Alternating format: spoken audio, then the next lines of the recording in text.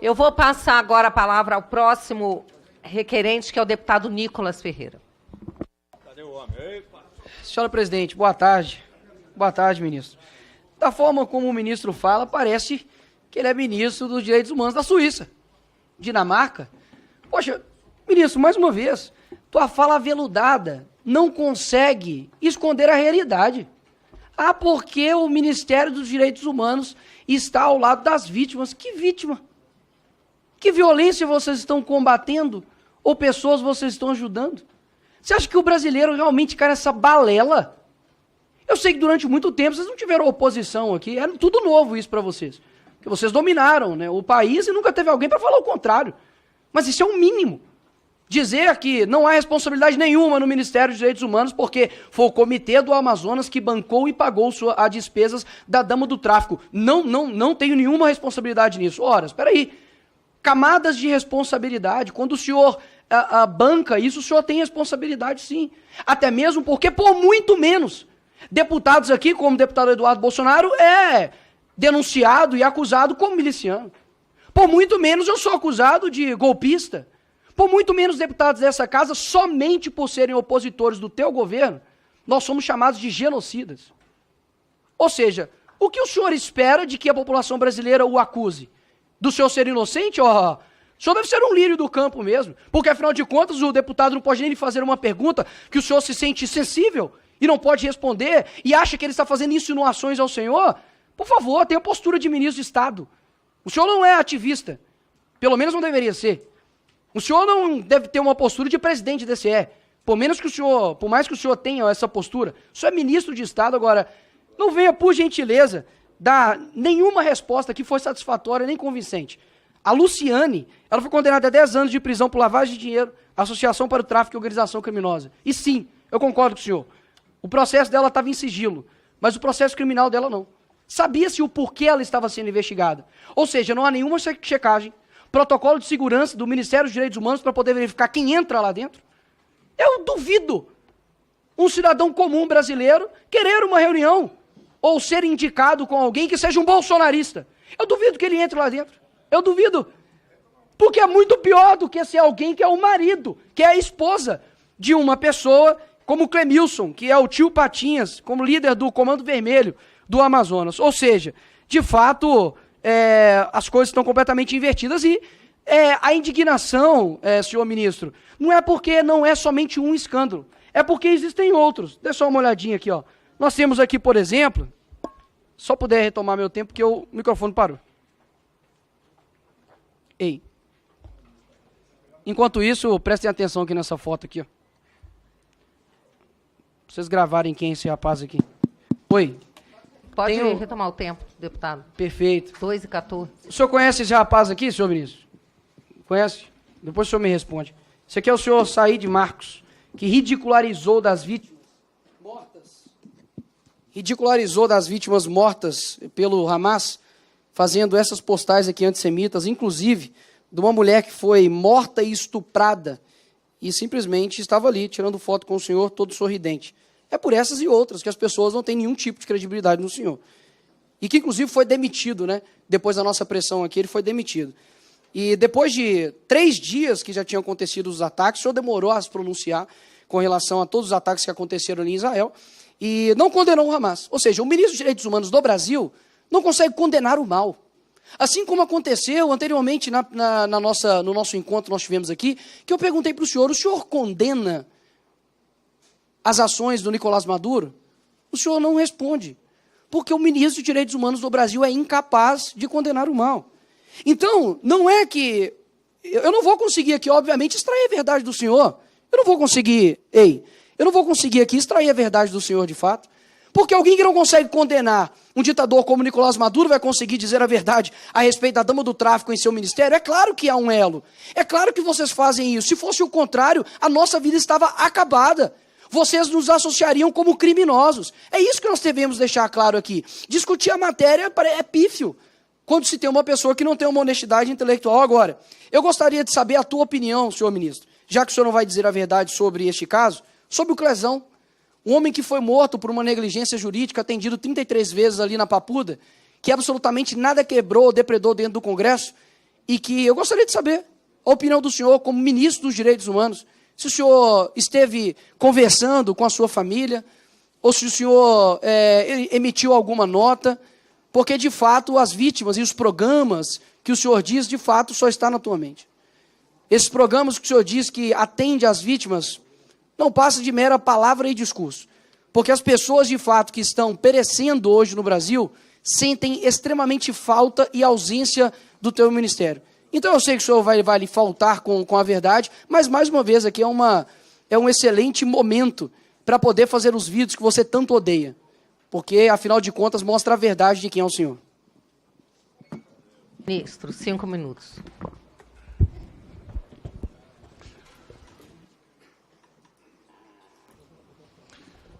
Deputado, vamos começar então pelo que o senhor disse que é omissão em relação aos ataques terroristas do Hamas. Para começo de conversa, o Ministério das Relações Exteriores, do governo ao qual eu pertenço com muito orgulho, já agia e já trabalhava nesse tema, juntamente com o presidente da República, emitindo suas opiniões e zelando para que as pessoas, tanto as que foram vítimas do ataque terrorista, como aquelas que estavam em Gaza, que elas pudessem ficar em segurança, principalmente os brasileiros. O senhor disse que eu não me pronunciei. No dia 7 de outubro, o ataque foi no dia 7 de outubro, no dia 10 de outubro, o presidente já tinha se manifestado, o Ministério dos Direitos Humanos divulgou uma nota lamentando o fato, que provocou a morte de brasileiros e também colocando nossa ouvidoria à disposição de quem necessitasse de informações, também reforçando os canais das embaixadas em Tel Aviv e do escritório de representação em Ramallah. No dia 11, ou seja, no dia seguinte, no mesmo mês, nós reproduzimos nas redes sociais um apelo do presidente Lula que dizia explicitamente: é preciso que o Hamas liberte as crianças israelenses que foram sequestradas de suas famílias. No dia 6 de novembro, eu fui novamente a público, tanto no Twitter quanto no Instagram, reiterar que havia dito, condenando os atos terroristas do Hamas, mas sem fechar os olhos às violações de direitos humanos que foram protagonizadas por Israel, em sua resposta, que consideramos completamente desproporcional. No dia 8 de novembro, eu manifestei mais uma vez minha posição e a do governo no programa Bom Dia Ministro, no canal Gov, que é distribuído para todo o país. No dia 15, em entrevista ao programa da jornalista Miriam Leitão, me pronunciei novamente sobre o tema. E reforcei em todas as ocasiões o apelo do presidente Lula, que manifestou publicamente sua posição pelo cessar-fogo para que se interrompesse o que ele mesmo chamou de insanidade, que tem vitimado especialmente crianças. Esta posição tanto foi acertada que, de fato, um cessar-fogo foi decretado pelos dois lados posteriormente. E mais importante, esse governo não ficou apenas na nota oficial. Nós repatriamos todos que desejaram deixar Israel, assim como fizemos um grande esforço capitaneado pelo Ministério das Relações Exteriores.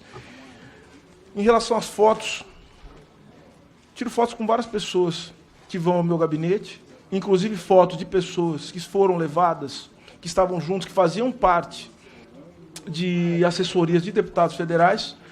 E a gente tem que tomar muito cuidado com essa coisa de foto, porque teve deputado que tirou foto com Adriano Lessa, por exemplo. Tá?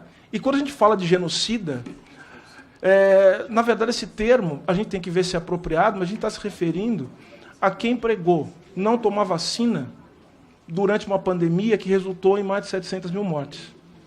É disso que se trata.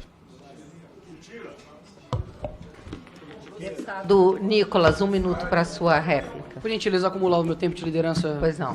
presidente Bia. Senhor ministro, o que o senhor disse é facilmente quebrado pela realidade, tá ok? Quando você olha aqui o Twitter, o do Ministério dos Direitos Humanos, coloca nota, morte do cidadão brasileiro Hanani. Ele morreu de quê? De gripe? Foi infarto? Não há, nem na nota do Ministério, é de susto, deve ter morrido de susto, do Ministério dos Direitos Humanos, nem na tua nota, no dia 10 de 10 de 2023, ao meio-dia e 22 minutos, dizendo sobre o Hamas, ou condenando os ataques. Basicamente, foi vítima dos atentados do dia 7 de outubro de Israel, manifestou solidariedade, e o senhor se ausenta, mais uma vez, de condenar o mal. Mas aqui eu repito, não há que se querer extrair de uma pessoa que não consegue condenar Nicolás Maduro ou algo desse tipo. Então, mais uma vez, é só para poder mostrar, né, para as pessoas o quanto, de fato, o senhor é contraditório. Quando o senhor diz a respeito da defesa às vítimas, olha só, o senhor acionou, né, a ouvidoria para poder acompanhar as mortes da PM lá em Santos, né, porque tinha matado, né, um soldado da PM, Reis, e só recebeu a atenção do Ministério quando, de fato, começou a ter morte de vagabundo. E o acompanhamento da ouvidoria foi para isso. Agora, dias depois, quando uma PM foi morta com um tiro de fuzil nas costas em Santos, não há nenhum tipo de comoção nesse sentido por parte do Ministério ou do ministro. Ou seja, nos cobram tanta empatia, amor, democracia, e não é isso que tem visto. O que o deputado Eduardo Bolsonaro disse aqui, senhor ministro, o senhor convenientemente não respondeu, com relação à falsa inclusão e direitos humanos no governo Lula, é evidente. Ficou na rampa a inclusão, né?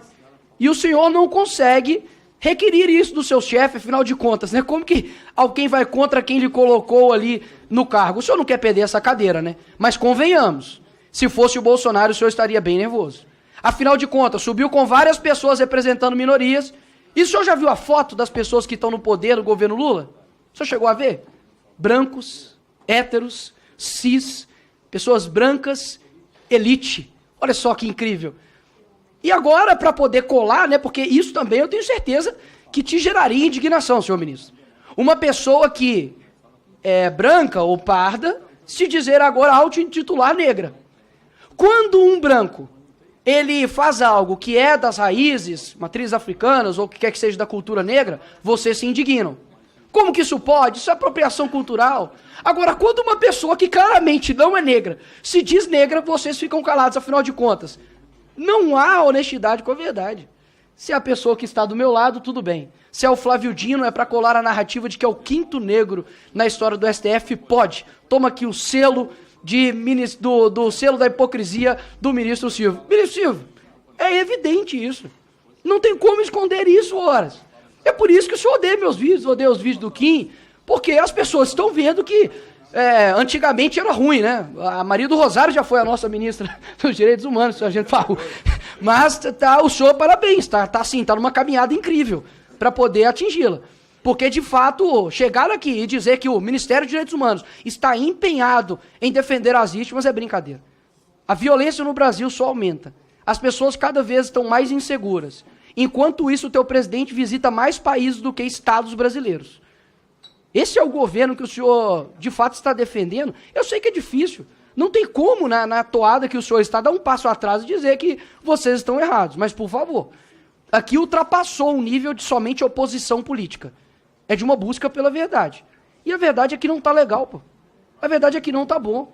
As pessoas não vêem uma execução real do Ministério dos Direitos Humanos na vida das pessoas. Pelo contrário, não se vê nenhuma movimentação de vocês às pessoas que estão presas sem o devido processo legal, aos advogados que estão sendo tolhidos da sua profissão. Foi necessário o presidente da OAB de Minas Gerais fazer um discurso firme para poder defender os advogados. Que humanos vocês estão defendendo?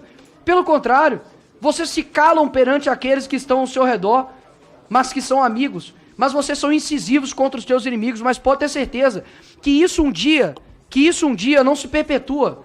Isso não se perpetua. Não sou uma pessoa que vai ser cego em defender uma ideologia. Eu tenho uma visão de mundo. E pode ter certeza que enquanto a gente estiver aqui, a gente vai expor a verdade e a tua fala aveludada não consegue enganar o Brasil mais uma vez. Obrigado, ministro. Volte sempre.